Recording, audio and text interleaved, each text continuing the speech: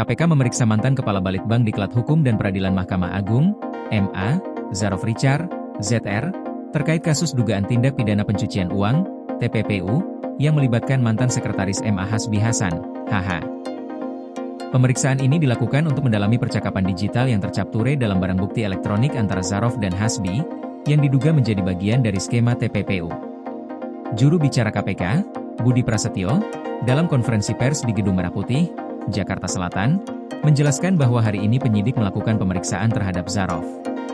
Penyidik mendalami jejak percakapan yang terdapat dalam bukti elektronik, yang melibatkan Zarof dan Hasbi, serta pihak-pihak lain yang terkait dalam kasus ini. Budi menekankan bahwa meskipun KPK telah memulai pemeriksaan ini, mereka belum dapat merinci temuan-temuan terkait percakapan tersebut.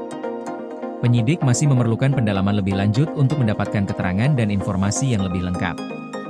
Budi menjelaskan, yang pertama secara detail kami belum bisa menyampaikan karena memang masih masuk ke materi penyidikan, dan tentu KPK juga masih membutuhkan pendalaman serta pengayaan informasi dan keterangan lainnya untuk melengkapi informasi awal.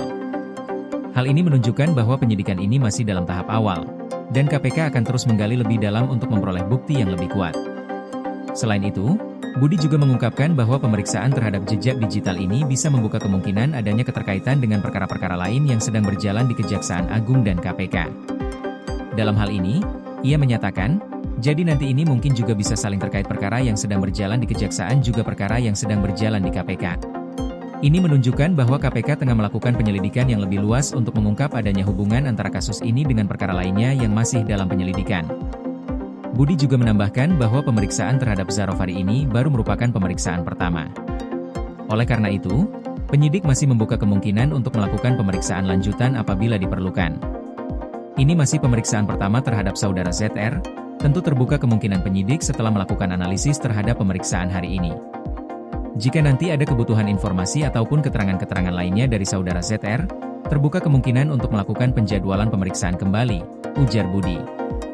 Hal ini menunjukkan bahwa proses penyidikan ini mungkin akan berkembang lebih jauh seiring berjalannya waktu, tergantung pada hasil analisis dan pemeriksaan lebih lanjut. Sebelumnya, Hasbi Hasan telah divonis 6 tahun penjara dalam kasus suap pengurusan perkara di Mahkamah Agung. Vonis ini tetap tidak berubah meskipun telah diajukan kasasi. Selain itu, Hasbi juga masih berstatus sebagai tersangka tindak pidana pencucian uang, TPPU, bersama Windy. Hasbi diduga terlibat dalam pengaturan perkara di MA dengan menggunakan suap, dan kini dia juga tengah diperiksa terkait dugaan pencucian uang yang melibatkan Zarof. Sementara itu, Zarof Richard sebelumnya divonis 16 tahun penjara oleh Pengadilan Tipikor Jakarta Pusat setelah dinyatakan bersalah melakukan permufakatan jahat dan menerima gratifikasi terkait vonis bebas yang diberikan kepada Gregorius Ronald Tanur dalam kasus kematian Dini Sera Afrianti. Namun, Zarof mengajukan banding atas vonis tersebut. Dalam sidang banding, Hakim memperberat vonisnya menjadi 18 tahun penjara. Dalam pertimbangannya, Hakim menyatakan bahwa tindakan Zarof telah menciptakan prasangka buruk terhadap independensi Hakim, seolah-olah Hakim mudah disuap dan dapat diatur dengan uang. Hakim juga tidak sependapat dengan putusan di tingkat pertama yang menyebutkan bahwa uang 8,8 miliar rupiah yang diterima Zarof merupakan penghasilan yang sah. Hakim banding menilai bahwa keterangan mengenai uang tersebut hanya didasarkan pada pernyataan satu saksi tanpa bukti yang cukup untuk memverifikasi pengeluaran tersebut.